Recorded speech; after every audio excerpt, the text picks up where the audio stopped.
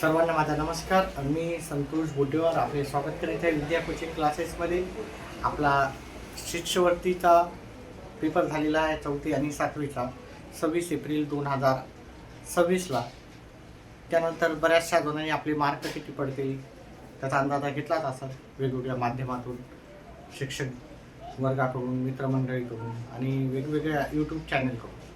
आता त्याच्यामध्ये 3-4 मार्क कमी जास्त केले तर तुम्हाला किती मार्क पडणार ते नक्कीच तुम्हाला कळालं. म्हणजे की अंदाजा आपल्याला किती मार्क पडत आहे आणि आपल्याला स्कॉलरशिपला किती मार्क हवे आहे त्याची सर्वांना उत्सुकता लागलेली आहे. ठीक आहे, तर आता आपण पाहू की ह्या परीक्षेला पासिंग मार्क किती होते आणि ह्या परीक्षेसाठी गुणवत्ता यादीमध्ये येण्यासाठी आपल्याला किती मार्क लागणार. तर आपली पेपर एक आपल्याला 75 प्रश्न होते 150 मार्काला. तर पेपर 1 साठी आपल्याला पास होण्याची जी मार्क होते ती कमीत कमी तुम्हाला 60 मार्क हवे आहे. त्याचप्रमाणे पेपर 2 मध्ये आपला 75 प्रश्न होते 150 मार्क होते. ठीक आहे, आणि इथे पण आपल्याला किमान 60 मार्क हवे.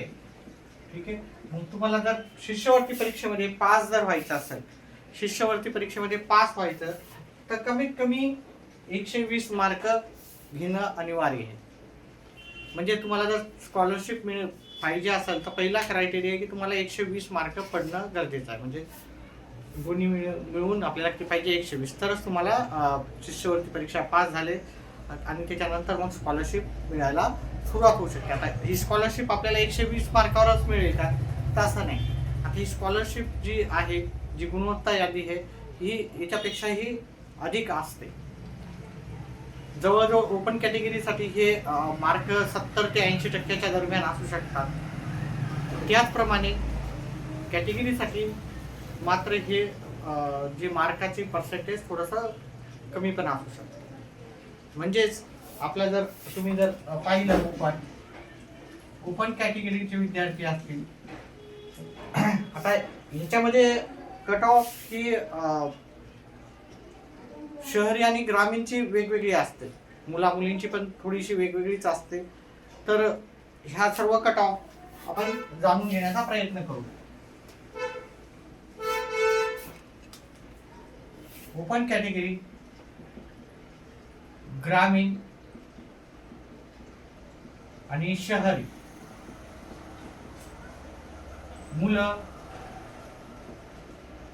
मुली.